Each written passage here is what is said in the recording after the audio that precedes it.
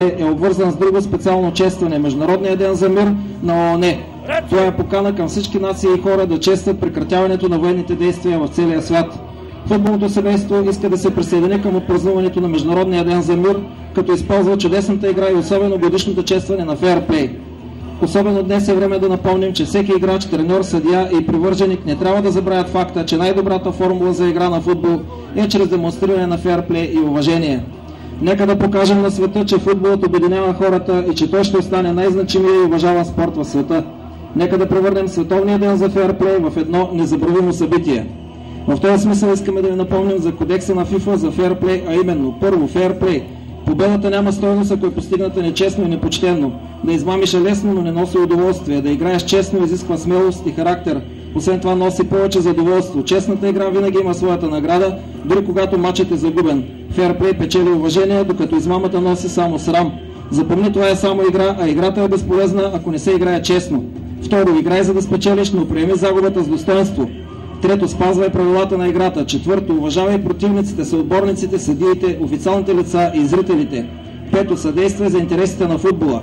Шесто, почитай тези, които защитават добрата репутация на футбола. Седмо, отхвърляй корупцията, наркотиците, расизма, насилието, хазарта и другите опасности за нашия спорт.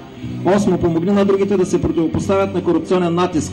Девето, изобличавай тези, които се опитват да дискредитират нашия спорт. И десето, използвай футбола, за да направиш света по-добър.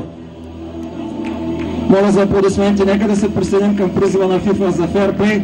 Сега ще има и специално обращение на капитаните на двата отбора на Етър 1924 и Монтана, град Монтана.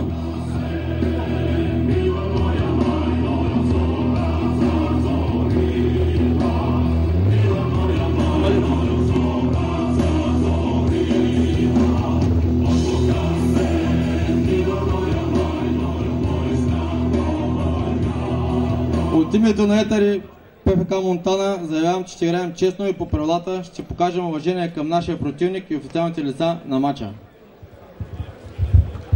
Ние обещаваме да покажем честност и солидарност с игра и за в бъдеще, както на футболното поле, така и извън него.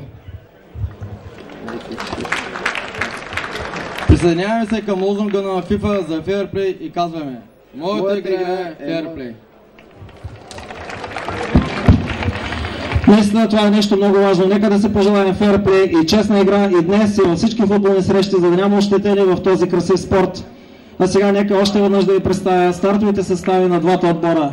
Гостите от Монтана: 1 Бисер Величков, 21 Емилиан Иванов, 16 Юлиан Христов, 3 Цветан Антов, 15 Владимир Арнаудов, 11 Росен Стоянов, 7 Йордан Георгиев, 8 Мирослав Петров, 6 Иво Максимов, 9 Миро Антонов, 22 Станемир Георгиев. Етър: 1 Александър Стоянов, 4 Марин Стефанов, 5 Пламен Костадинов, 11 Калян Илиев, 14 Орлин Бориславов, 20 Владимир Атанасов, 8 Илиян Трифонов, 18 Мариан Генов, капитан, 10 Йордан Петров, 22 Павлин Карагитлиев, 19 Михаил Аврионов.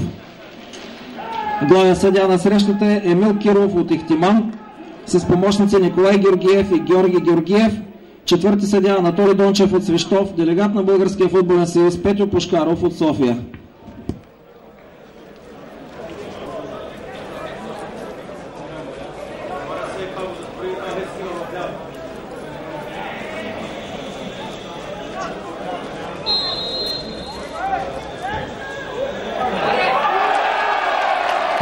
Ето го първия гол в днешния двубой. Центъра на Мариан Генов и Миша Аврионов го бележи още в началото на срещата. Етърци полежат на Монтана с 1-0. Голмайстор номер 19 Михаил Аврионов.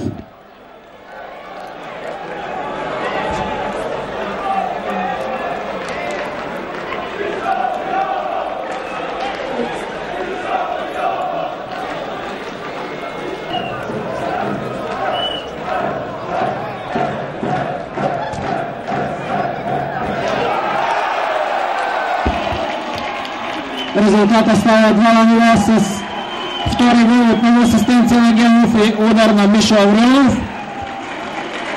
2-0 за виолетовите.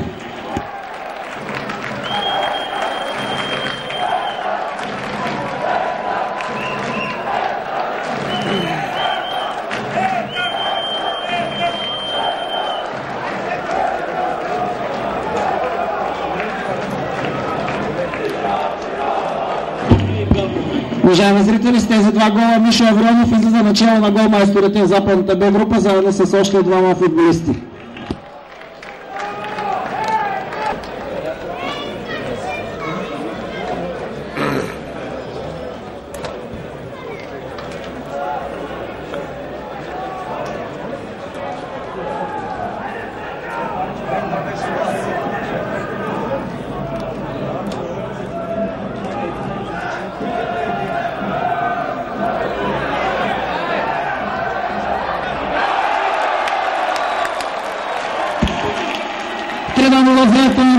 Илко Трифонов.